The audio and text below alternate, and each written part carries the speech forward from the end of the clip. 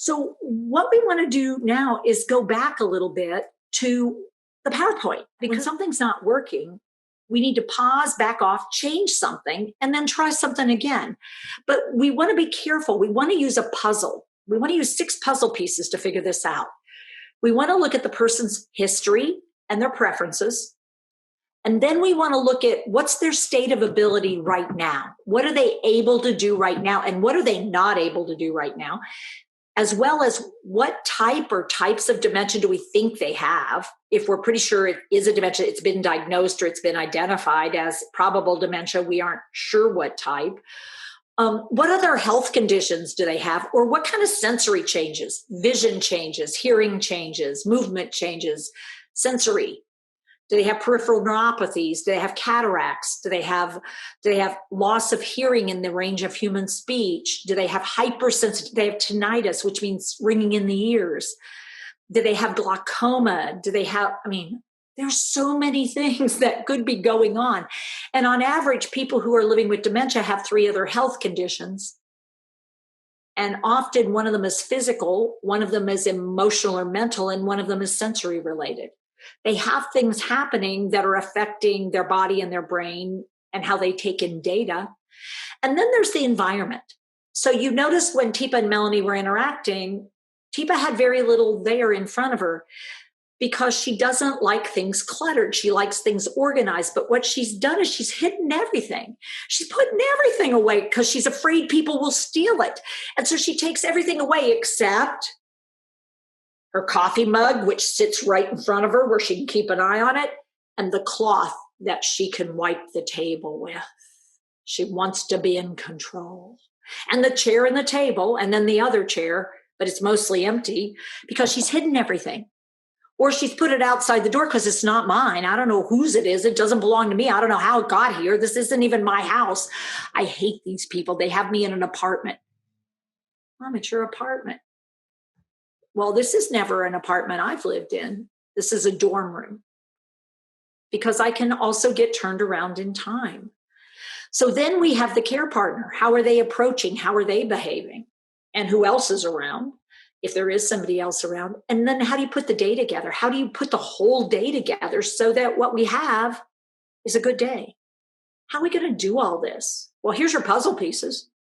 Now, here's the thing you need to realize is that 3 of them actually belong to the person with dementia, and 3 of them are things we can work on or change pretty readily. So what can we change? What do you think we could change? Out of those 6 puzzle pieces, which are the 3 that we could do the most with changing without potentially causing problems with that person? What could we do? It has to be with their permission, or with their support, but what could we change? Can we change who they've been and what they like? Yeah, not so much. Can I fix dementia or can I take away dementia? Does anybody think you can do that? People are saying variations of 4, 5, and 6. Yep, 4, 5, and 6 are ours. Good job. We can try to understand health conditions and get them managed as well as we can, but we can't often fix many chronic health issues or sensory changes. So let's talk about the person and who they've been. So when we know the person, we can help better. So their history, what their values and their beliefs are, habits and routines, what's their personality, but also what are stress behaviors? What do we know about them? How do they behave when they're stressed or distressed? What's their work history? What's their family history? What do they like to do that gives them a sense of pleasure? What kind of things do they need that lift their spirit up? And what are the hot buttons? When you push those buttons, they're going to go off. And what gives them comfort, a sense of comfort? So if you were to look at Teepa, what are things you know about her? Just from these 3 little brief interactions, what do you know about her? Because I bet you figured some things out about her. What do you know? Let's see what you guys come up with. Well, someone said Teepa likes to be in control. Very accurate. Teepa does like to be in control. What else do you know about me? They said Teepa likes coffee. She likes jewelry. She has a sense of humor. She's willing and interested in connecting with the right approach, and she's very visual. Ah, good. Does she also like to stay busy physically somehow? Yeah, and when she's not happy, can you tell? Does she share how she's feeling with her face or her body or her movements? And does she sometimes let you know whether she likes something vocally? Yep. So Teepa's pretty good at sharing how she's feeling about things. We may not like how she shares, but she's pretty good at doing that. So it turns out that we like what we like. And when we get dementia, what we like could actually change. And that's always hard. Because if I've always liked spending a lot of time with you and now I don't want you with me so much, I've always been really independent, but now I'm walking right behind you and constantly touching you. It's called shadowing. And I'm right on your heels and I want to know where you're going and you're not, are you leaving? How long are you going to be? Wait, take me with you. And I was never like this. And you're like, I need you just to sit in the living room. No, I'll just stand right here. I promise I won't do anything. But then I say, well, what are you doing? I'm fixing dinner. Well, do you want me to do something? What would you like to peel the carrots? Yeah. Well, how do I do that? You use the peeler. Well, where's the peeler? And so this need for data, this need for information, it can be so different than how I was because I've always liked to do it myself. But now what that tells you is my brain isn't able to do it myself. And I'm having to ask these questions because I used to do it sequentially. And now what you're hearing out loud is my brain trying to figure out what's the next step. What's the next step? What's the next step? And if I'm a doer, then even when you hand me stuff, I still don't quite know how to get started. So this is where it can feel like, well, she says she wants to do something and then she doesn't do it. Or I ask him to do something, he won't even get out of the chair. And it feels like a willfulness when actually it's a brain function.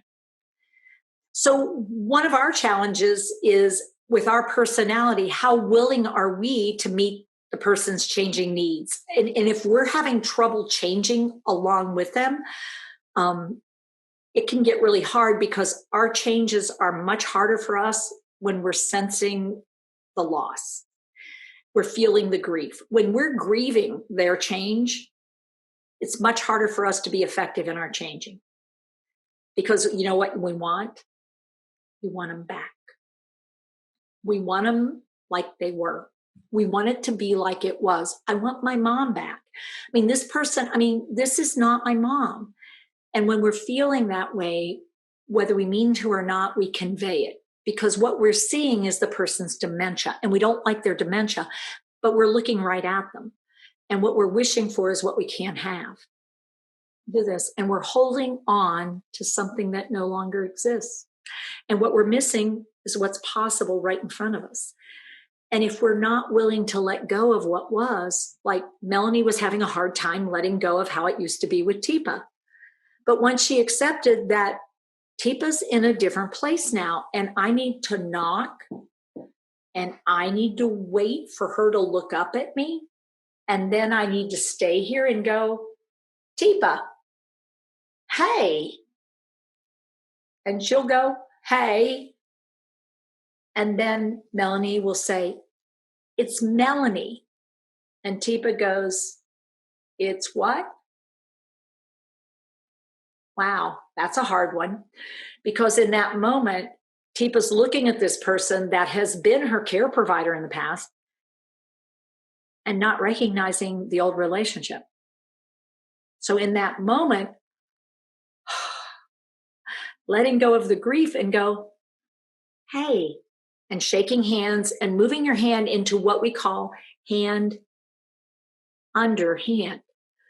My hand as the care provider is supporting the hand of the person who's living with dementia. They lay their hand on my hand, and I'm in support of them. And what it does is it puts the palms of our hands together, and the palms of our hand is where we have a lot of proprioceptive input, deep pressure. It's also where we have a lot of warmth, and it's also where we have a lot of texture. And so when we do this thing where we hold, but not like this, we don't want to hold on to the hand like this.